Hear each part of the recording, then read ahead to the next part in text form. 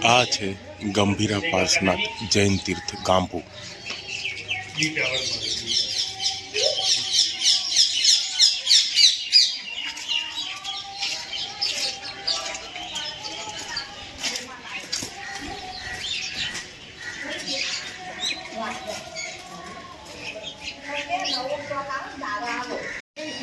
આ છે ગાંભુ ગંભીરા પાર્શનાથ 108 જિનાલય।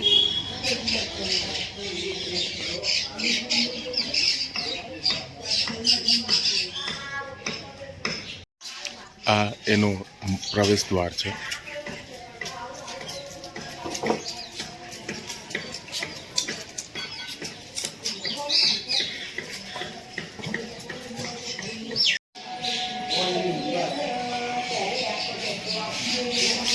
આ છે દેરાસરની અંદર કોતરેલા અને રંગબેરંગી સ્તંભો, જે અલગ અલગ મૂર્તિની કોતરણીથી શોભિત કરવામાં આવ્યા છે।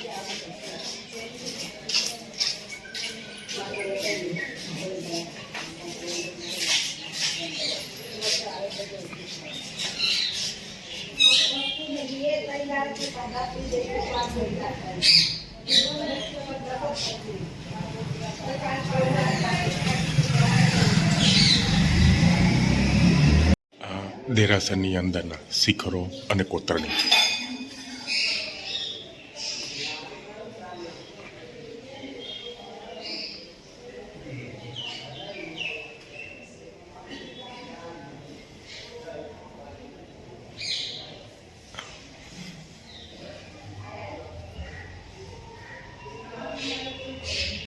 આ છે અહીંનો ચંદન રૂમ, જ્યાં ચંદન ઘસવામાં આવે છે શ્રી પાર્શનાથ ભગવાન માટે।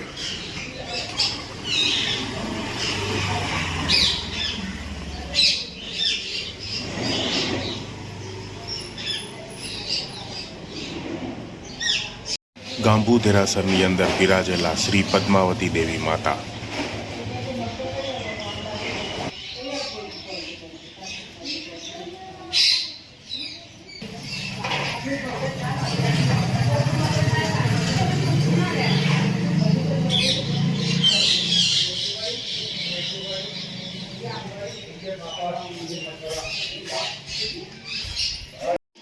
આ દેરાસરની અંદર શ્રી મણિભદ્ર વીર પણ બિરાજમાન છે।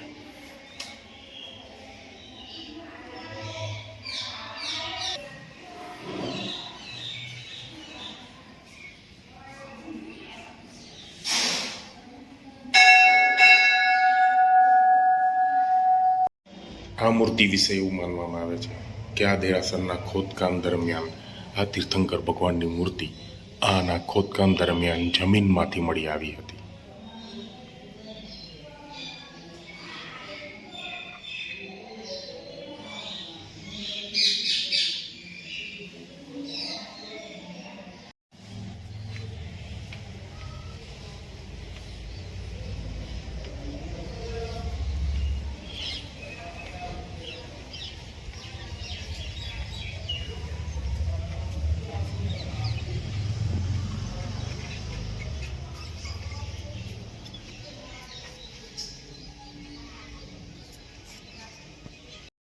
આ છે ગાંભુ દેરાસરમાં ઉપર આવેલું ભીડભંજન પાર્શનાથ ભગવાનનું દેરાસર।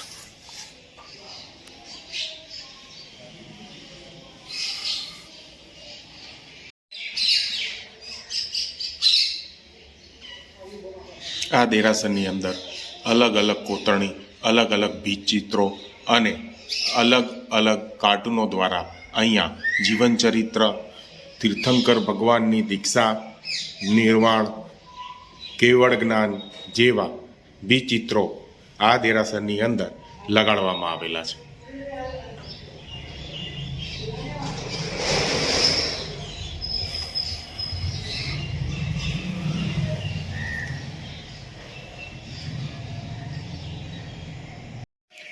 આ દેરાસરની અંદર શેત્રુંજય મહાતીર્થ દર્શાવવામાં આવેલું છે।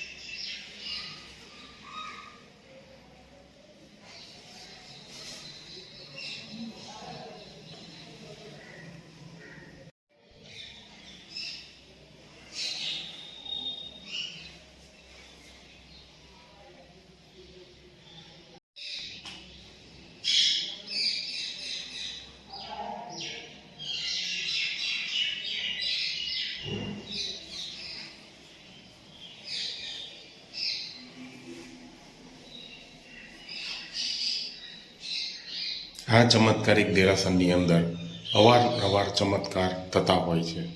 આઠમના દિવસે પણ અહીંયા પાર્શ્વનાથ ભગવાનની મૂર્તિમાંથી અમીચરણા થયા હતા. આ દેરાસર બહુ નાનું પણ ખૂબ જ સુંદર અને ચમત્કારિક દેરાસર છે. આ ચમત્કારિક દેરાસરની મુલાકાત જૈન પરિવારો, અન્ય પરિવારો, ગામના લોકો, બહારના લોકો વારંવાર લે છે. આ ગંભીરા પાર્શ્વનાથ હાજરા હજુર અને એકદમ ચમત્કારી છે. આજની તારીખમાં પણ આ પાર્શ્વનાથ ભગવાનના પરચા આ દેરાસરની અંદર અવારનવાર મળતા હોય છે. ભાવથી આપણે એમના દર્શન કરીએ. આ છે ગંભીરા પાર્શ્વનાથ ગાંભુ શ્રી પાર્શ્વનાથ ભગવાન. ગંભીરા પાર્શ્વનાથ ભગવાન દેરાસરની અંદર બીજા અન્ય તીર્થંકર ભગવંતો પણ અહીં બિરાજમાન છે.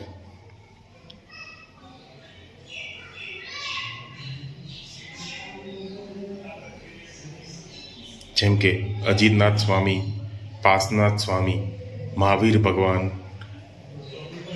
નેમિનાથ ભગવાન, શાંતિનાથ ભગવાન, શ્રેયાસનાથ ભગવાન વગેરે.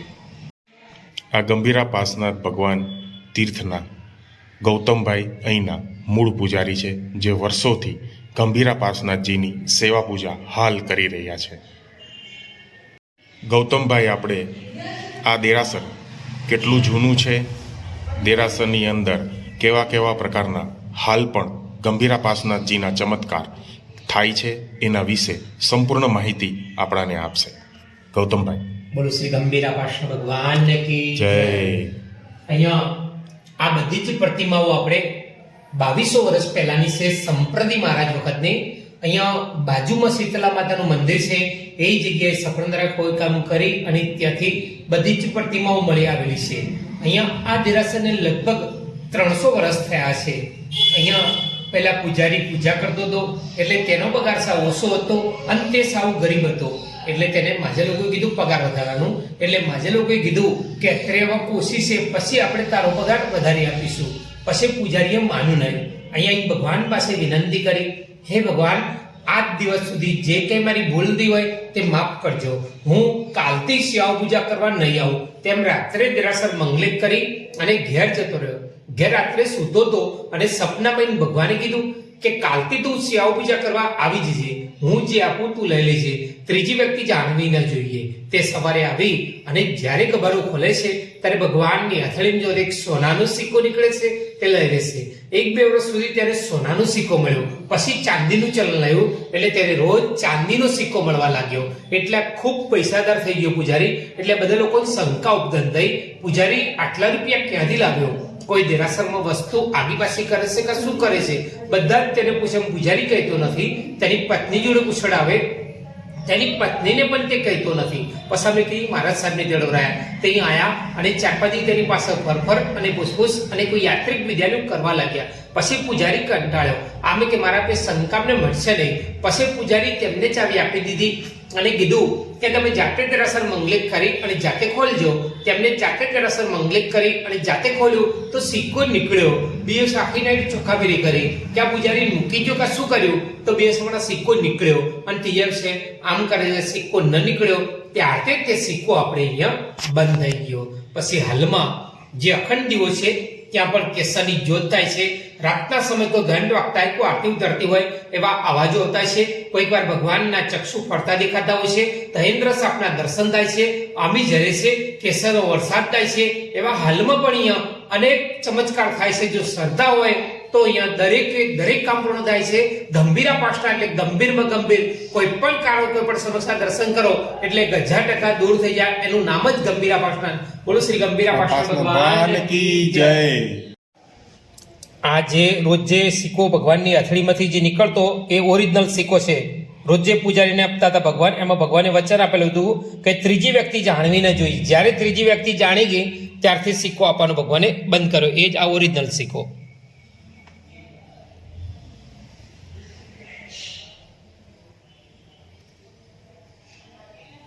આ ગંભીરા પાર્શ્વનાથ ભગવાનની અખંડ જ્યોત છે.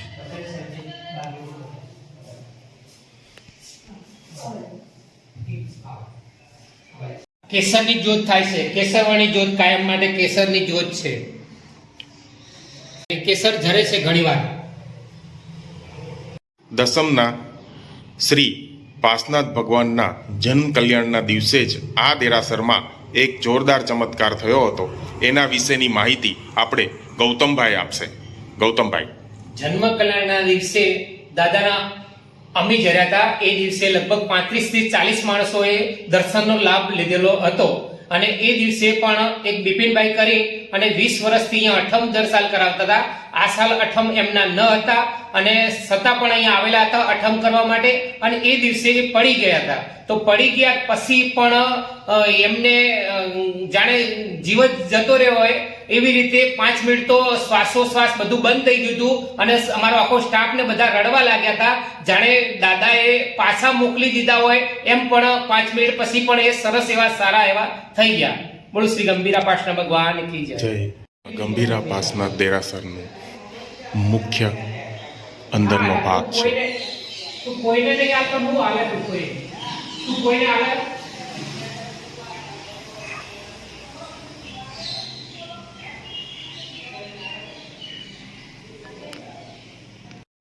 આ ગાંભુ દેરાસરની અલૌકિક કોતરણી કામનું એક શિલ્પ છે. આ છે ગાંભુ જયંતીર્થ 108 પાસનાથ ભગવાનની અંદર આવેલી ભોજનશાળા ધર્મશાળા.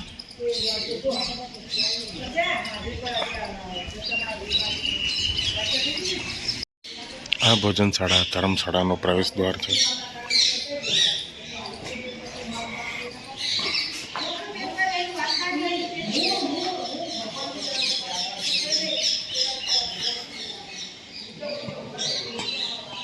આ કાર્યાલય ઓફિસ છે.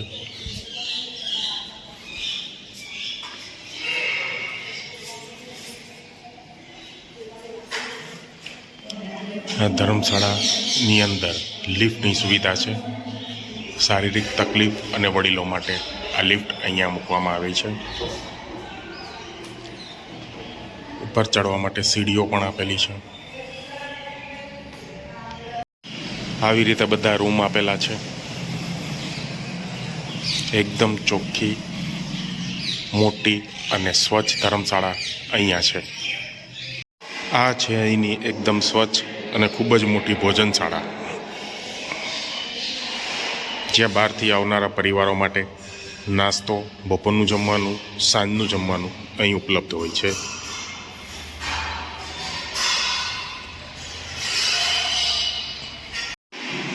આ ભોજનશાળામાં લગભગ 100 થી 125 માણસો આરામથી બેસીને જમી શકે છે. આ છે અહીંનું એકદમ સ્વચ્છ, ક્લીન રસોડું, જ્યાં બધા ભાવથી દર્શન કરનારા લાભાર્થીઓ માટે જમવાનું પ્રસાદ અહીં બનાવવામાં આવે છે. આ ગાંભુ દેરાસરનું શિખર, જે ભગવાન પાસનાથ ભગવાન અહીં બિરાજમાન છે.